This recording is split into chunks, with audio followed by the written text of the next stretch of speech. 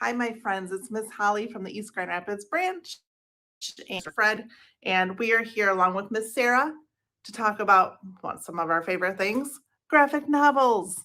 And so I don't know about you, but when you get like a good book called like Cardboard Kingdoms by Chad Sell, and then he comes out with another one, you're like, yes, awesome. And so that's what I'm here to talk to you about today is Doodleville. And Doodleville is about a character that her name is Drew, and she loves to doodle. And who doesn't like to doodle? But sometimes she gets made fun of because her doodles are very simply drawn, like that, and but she loves it. And when her doodles are happy, she's happy. And what you come to realize is that there's a connection between Drew and her doodles. And this is where Chad Sell really grabs you and he lets your imagination soar. And so when Drew draws her doodles, they're actually connected to her emotions and how she's feeling. So she decides to join an art club, which, anybody who wants to grow as an artist and enjoys drawing and wants to be part of a community, you join an art club at school. And that's what she did. So this is her team of art friends, and they all have their special characters that they draw, and they tend to be like superheroes. And they go to on a field trip, and they go to the Chicago Institute of Art, one of my favorite places to visit, I must say. And her doodles sometimes they get in trouble. They're kind of naughty sometimes, and they jump from the paper and they jump onto other artwork, which isn't the best thing in the whole world, especially when you're at the Institute of Art. You might get in trouble. Okay, so she internalizes this problem and then she leaves and she goes to art class and they say, you know what? You need to stop drawing baby cartoons and really develop your art. She's like, so she gives it her all and she draws a Leviathan. And this is actually pretty big. Let's see if I can find the page of the Leviathan. It's a pretty big, crazy character. It looks like a snake almost. And at first, it's really friendly. But if you remember, her emotions and her feelings are connected to the characters. So sometimes Drew's feelings spiral out of control and she can get really sad. And she realizes that her Leviathan is getting really sad and a little angry. And so the tale goes on, and there's twists and there's turns, and she struggles with trying to train the Leviathan and train her own feelings. And it's a good book. So it's a lot about teamwork, and I guess that's what you have to do is you have to read it and you have to try to figure out if they can work together to rein in this Leviathan, and if the other doodles are going to be okay or what's going to happen. I don't know. But you can get this book. It's a downloadable on Libby or your Overdrive, and it's also available as a book. So you can place your hold at kdl.org and you can pick it up curbside, or you can actually come in and visit the library and grab your holds yourself. Okay, so yeah, Doodleville by Chad Sell. One more thing, he has a YouTube channel and he actually will teach you how to draw doodles, and which is really cool. He's really funny and he's a really good, really good drawer. So it's someone to learn from. All right. So thanks for listening. And I think Miss Sarah has another graphic novel to talk about. And then I'll be back to talk about a couple other ones too. Yay. All right. Hello, everyone. My name is Sarah, and I am a librarian with Kent District Library. I am here today to talk to you about some fantastic graphic novels. So, without further ado, let's get started. My first book that I have for you is called Drew and Jot Dueling Doodles. It's by Art Baltazar, and you may recognize his work from some other books such as Teen Titans. So lots of fun superhero content there. Now, this book is about a boy named Andrew. And Andrew loves drawing more than anything. Drawing is his favorite thing. And he has created his own comic book characters, namely in the form of a superhero named Drew and his dog Jot. These two right on the cover. So on Andrew's first day of school, he's a little bit nervous. So he brings with him his trusty notebook. And he's doodling in class when he meets this new kid named Foz. And Foz is very impressed by Andrew's drawings. In fact, he is so impressed that he decides to share some of his own drawings that he has done. Turns out that Foz is also very into comics and into graphic novels and has created a character of his own as well named Dr. Danger. So I'm going to show you some of the pictures from this book because it's amazing. Check it out. So this book is super fun because it shows you the characters. Here's Andrew getting ready for bed, working on his comic. But it also shows you the drawings that they make. So you get to be immersed right into the stories that the characters are creating. It's super, super fun. So one day, Drew and Jot, our comic book characters, get to meet Dr. Danger, Foz's character, because the two of them decide to combine their comic books and make it into a super comic book. But things get even more wild when Andrew's little sister discovers the comic book and puts her own twist on it. And then things seem to be coming to life from the comic book. And things get wilder and wilder and more fun. So if you are a fan at all of graphic novels, of comics, of crazy, silly stories, of friendship, check out Drew and Jot Dueling Doodles. And I'm just going to show you a couple more pages because it's so fun. I mean, check out this fabulous art. It's such a blast. It will make you want to start your own comic book, your own graphic novel, if you have not gotten into that. That's one of my favorites. It's by the little sister who makes a giant cat monster. Because cats are amazing. All right, so that's Drew and Jot for you. Now, the next book that I have to share with you is called Net Enough. It's by Maria Scriven, and this one is perfect if you are a fan of books like Smile, like Guts, anything by Raina Telgemeier. This book is going to be right up your alley. So this book is about a girl named Nat. And as you can see from the cover, she does look like she's having a very good day. And that is because Nat's best friend has moved away. And she is looking to start middle school, but it's a little bit scary when your best friend has moved. So let's meet Nat. Here is Nat. There's her best friend. And you can see all these things. Nat doesn't have a lot of self-confidence. She doesn't feel like she's ever enough. But she's going to try. And she is ready for middle school. And she's going to do her best because she's found out that her best friend is coming to her middle, even though she has moved across the city.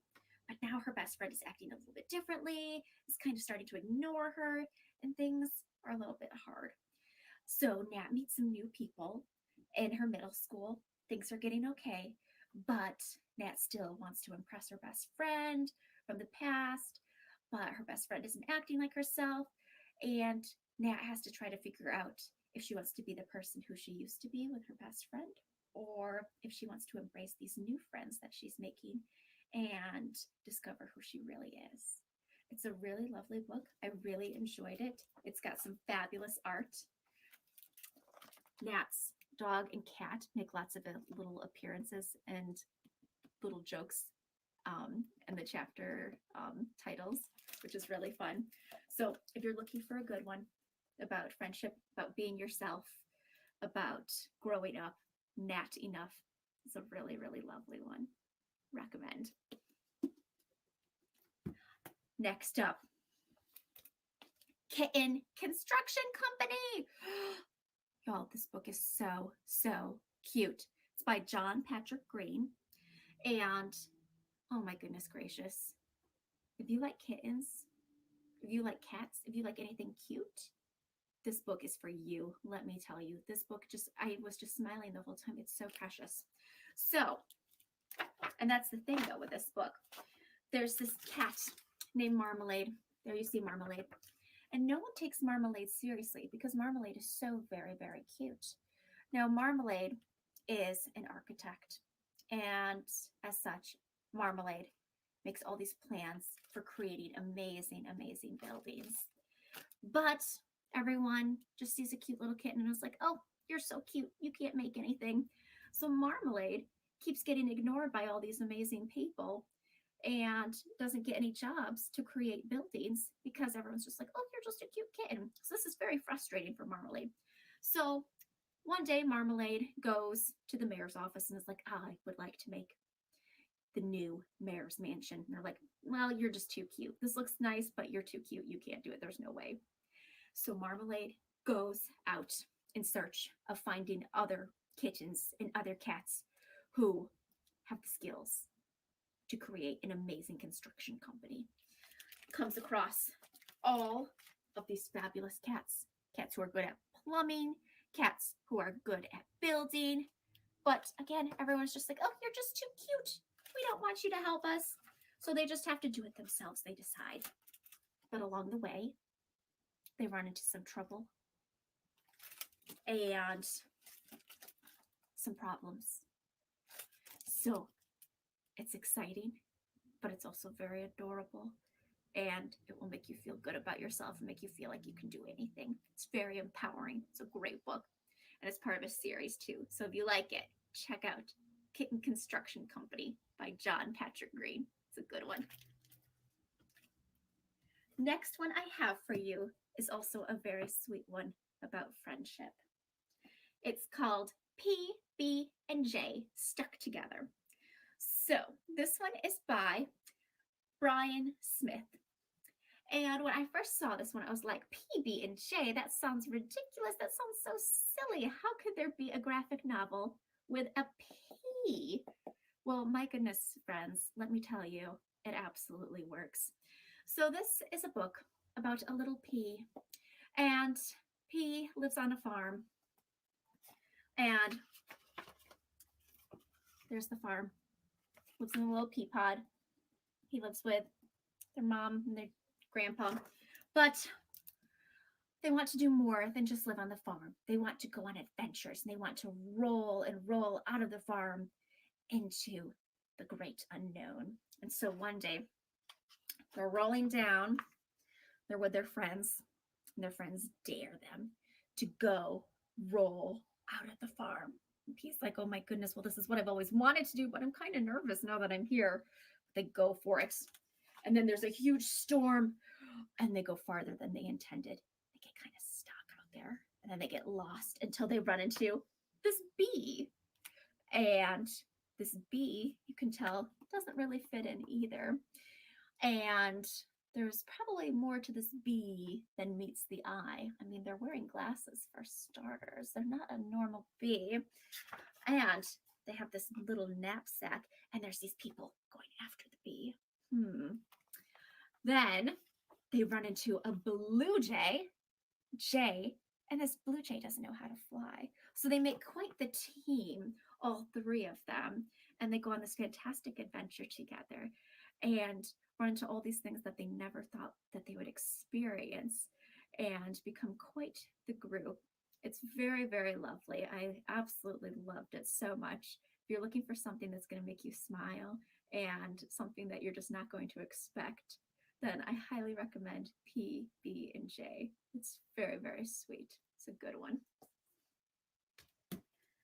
My next book that I have for you is called Baloney and Friends by Greg Pizzoli. Now, this book is perfect or for those who are fans of Elephant and Piggy, anyone who likes Mo Willems books. So, we've got our main character here, Baloney, star of the show. Then we've also got our other characters, Biz, the bee, another bee character. Then we've got Crabbit, who is this very crabby rabbit, hence the name Crabbit. And we've got Peanut, who is the sweetest donkey in the entire world. Or maybe they're a horse. It's kind of hard to tell. They're very, very sweet. So, this group of friends goes and has adventures together or just everyday little situations that they run into. And Baloney really wants to be just number one all the time. They're like, I am the coolest. Check me out. There's Baloney. You can see Baloney holding a copy of the book, which I think is very clever and very silly. So this is a good one for friends who are just getting into reading and are looking to find books that are going to make them feel like they're like really like tackling a book. It's got some like nice easy sight words in there, and it's split up into little chapters which act as almost little mini stories. So this one is about a magic trick. There's one later where they go to an arcade, which is very fun. My favorite one is when they go swimming. That one had quite the twist at the end, which made me giggle quite a bit. So, if you're looking for a fun one for fans who are looking to get up to that stage of reading on their own, reading one of their first graphic novels, Baloney and Friends is a good one. Very, very cute series. And finally, my last one that I have to recommend to you today is Yorick and Bones. This one is by Jeremy Tankard, and it is the sweetest book I have read in some time, friends. It is so, so cute. It is about this precious little skeleton who comes back to life and doesn't really know what's going on because they haven't been around for a while. And they meet a little dog here and they become best friends. It is so cute. It will melt your heart and it will make you laugh and just get you right in the feels. So if you are looking for some absolutely lovely, fabulous books, Yorick and Bones is a good one. And that's what I've got for you today. So I hope that you are able to find one out of those choices that suits your fancy.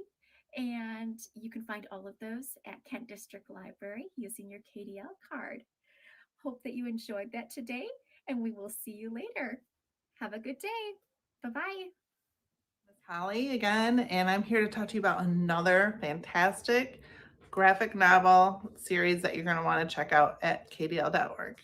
All right, it is called The Great Chicago Fire Rising from the Ashes by Kate Hannigan and Alex Gardens. And this is one of those history comic series.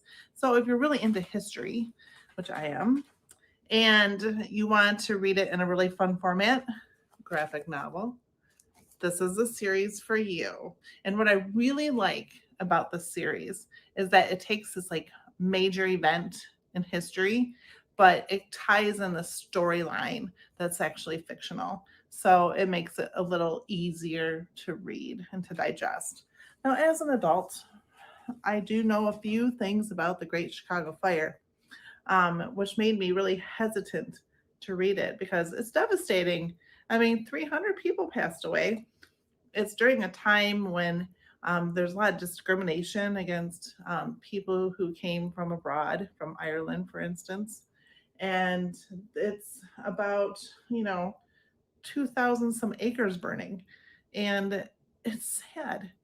Okay. And on top of it, you have these characters that you have Franny and John Patrick, and they are really excited about getting a puppy, and they go over and they see the puppies, and the family ends up leaving and one of the puppies gets separated. So Franny and John Patrick take it upon themselves to try to reunite the puppy with his puppy mother, and in the process they get separated from their family because the fire starts to spread. Now, I always thought it was about a cow in a barn that started the fire, but the truth is, which I learned by reading this book, is that it was merely the absence of being of sounding the public fire alarm system. It was supposed to go off and it didn't for a really long time. And on top of that, they hadn't rained in forever, so there was very dry conditions. It was super windy, and Chicago's buildings were built out of lumber, wood, fire and wood, and no rain and wind. Well, that's kind of a recipe for disaster, I must say. So, so yeah, it takes you through the story of them trying to get to reunite the puppy or to find their family and reunite them with their own family. And you can find these like fun or interesting facts about the fire at the same time and what happened and all your statistics and stuff like that. So it's a really great way to read about history. Um, yeah, so um, I would check it out. So here's another little kind of interesting side fact that wasn't actually in the book. I did a little bit more research on my own, and I found out that the Chicago Public Library burned. But before the fire, it was actually a members only. You had to pay to be a part of the library, and it wasn't free. So after the fire and when they had to rebuild, they said this is going to be a free library, and the United Kingdom actually donated the first 8,000 books. So it really got a big jump start from the United Kingdom, and they built their free library.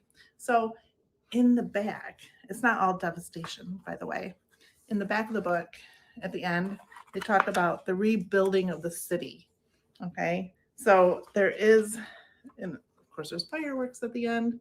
So it actually is really cool. And I could say it's a spoiler, but do you think Chicago rebuilds? And do you think they are really successful at planning their city in a different non lumber kind of way? And do you think it becomes successful, huge city? I think you're right. I know I've been to Chicago and it is thriving. So that is not really a spoiler. We know the Chicago rebuilds, right? All right, so fun way to read about history. This history comic series, they have other books if you're interested in like the Challenger disaster, if you're interested in the wild Mustang or the American bison, check it out. KDL.org, place your holds. You can pick up curbside. You can come in the library, get your holds. I think it's really worth it. So the Great Chicago Fire, Rising from the Ashes, Kate Hannigan, Alex Gardens. Yeah, it's a win. Hi, my friends, and I am here to talk about another fantastic graphic novel. It's called King of the Birds by Elise Gravel, and it's about two birds. It's about Arlo, who's a crow, and Pips, who's this little cute yellow bird, and they have a really wonderful relationship. Now, they're kind of unlikely friends, but they hit it off, and the little bird is showing Arlo around the new big city that he just moved to. And so this book, though, is hilarious. And I like laughed out loud when I was reading it, and I read it like two, three times. And I giggle every time I read it in some parts. But so Arlo, he is, let's say, kind of braggy, kind of like really full of himself, loves himself a lot, thinks he's like the best thing since sliced bread. So Elise Gravel does a great job also in putting all these little tiny fun facts about crows throughout the story. And I learned so much about crows. Okay, so let me read you one of these fun facts. Did you know crows have bigger brains than most birds? Some scientists say that they are as intelligent as a 7-year-old human. 7-year-old human, just as intelligent. Okay, that is crazy amazing. They got big brains. So there you go. It's not a bird brain. Okay, and so I laughed and laughed and laughed. And so you're going to love King of the Birds by Elise Gravel. Check it out. It is available at kdl.org. So place your holds. We'll bring it curbside, or you can just walk in and grab it from the library. And yeah, it's an awesome series. So I hope there's more of these Arlo Pip books coming. I think there is. So anyway, all right. Thanks for listening. Bye.